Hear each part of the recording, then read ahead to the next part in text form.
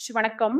இன்னைக்கு நாம் எளிய மொழியில பார்க்கின்சன் என்ன, அது ஏன் ஏற்படுகிறது மற்றும் அது நடப்பதில் நேரடி தாக்கம் எப்படி ஏற்படுகிறது என்பதை விளக்கப் போகிறோம். நீங்கள் அல்லது உங்கள் நோயாளிக்கு நடக்கும்போது சிரமம் இருந்தால் இதை புரிந்து கொள்வது மிகவும் முக்கியம். பார்க்கின்சன் என்பது ஒரு மூளை குறைபாடு. இதில் மூளையின் ஒரு முக்கியமான ரசாயனம் டோபமின் குறைவாகிறது. இந்த டோபமின் நம் உடலின் இயக்கங்களை மென்மையாகவும் கட்டுப்பாட்டிலும் வைத்திருக்கிறது. டோபமின் குறைந்துவிட்டால் உடல் மெதுவாகி விடுகிறது, தசைகள் இறுக்கமாகி விடுகின்றன மற்றும் இயக்கம் கட்டுப்பாட்டில் இருக்காது. அதனால தான் நோயாளிக்கு நடக்கும்போது பிரச்சனை ஏற்படுகிறது. பார்க்கின்சன் ஏன் ஏற்படுகிறது என்பதற்கான முக்கிய காரணம் என்ன?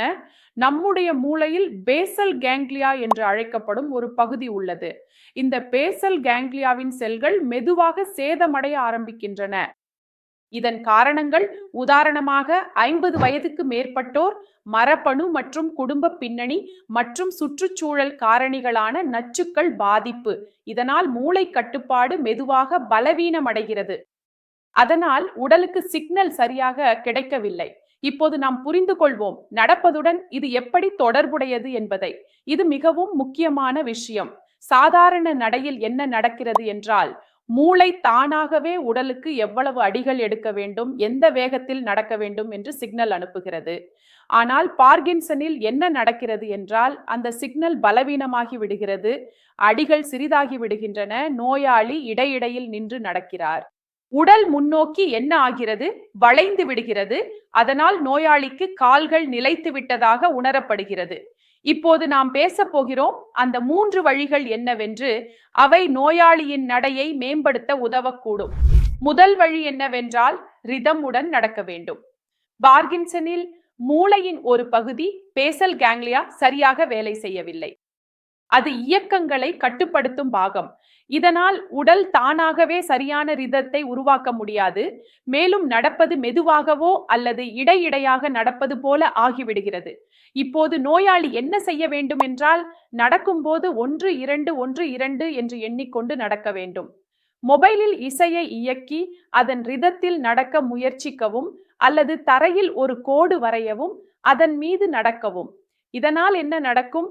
இந்த வெளிப்புற சைகைகள் மூளைக்கு புதிய சிக்னலை வழங்கும்.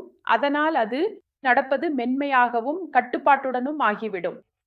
இன்னொரு முக்கியமான விஷயம் என்னவென்றால், நீங்கள் தினமும் நடக்கும் மற்றும் சமநிலை உடற்பயிற்சிகளை செய்ய வேண்டும்.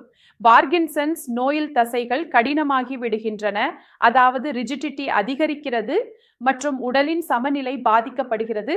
இதனால் அடிகள் சிறியதாகி விடுகின்றன மற்றும் விழும் அபாயம் பெரிதும் அதிகரிக்கிறது.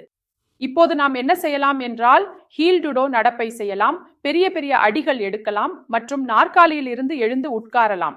நீங்கள் இந்த உடற்பயிற்சிகளை செய்தால் இந்த பயிற்சிகள் தசைகளை வலுவாக்கும், ஒருங்கிணைப்பை மேம்படுத்தும் மற்றும் நடப்பை நிலைப்படுத்தும். மூன்றாவது, நான் சொல்ல விரும்புவது, சரியான உடல் நிலையை மற்றும் ஆதரவை பயன்படுத்துவது மிகவும் அவசியம். பார்க்கின்சனில் உடல் முன்னோக்கி வளைந்து விடுகிறது. இதனால் சமநிலை மேலும் மோசமாகிறது. இப்போது நாம் என்ன செய்யலாம்? நடக்கும்போது தலைநேராக வைத்துக் கொள்ளுங்கள், கீழே பார்க்க வேண்டாம். தோள்களை பின்னால் வைத்துக் கொள்ளுங்கள் மற்றும் நேராக நடக்க முயற்சியுங்கள். தேவையானால் குச்சி அல்லது வாக்கர் பயன்படுத்தவும். சரியான உடல் நிலைகள் சமநிலையை மேம்படுத்தும் மற்றும் விழும் அபாயத்தை குறைக்கும். இந்த 3 முறைகளையும் நீங்கள் தினமும் பயிற்சி செய்தால் பார்க்கின்சன் நோயாளியின் நடையில் மிகுந்த முன்னேற்றம் காணலாம். எனவே இந்த 3 வழிகள் என்னவென்று உங்களுக்கு புரிந்திருக்கும் என்று நம்புகிறேன். அவற்றை பயன்படுத்தி பார்க்கின்சன் நோயாளிகள் தங்களது நடையை மேம்படுத்தலாம். இன்றைய வீடியோவில் இவ்வளவுதான். அடுத்த வீடியோவில் மீண்டும் சந்திப்போம். அதுவரை நன்றி.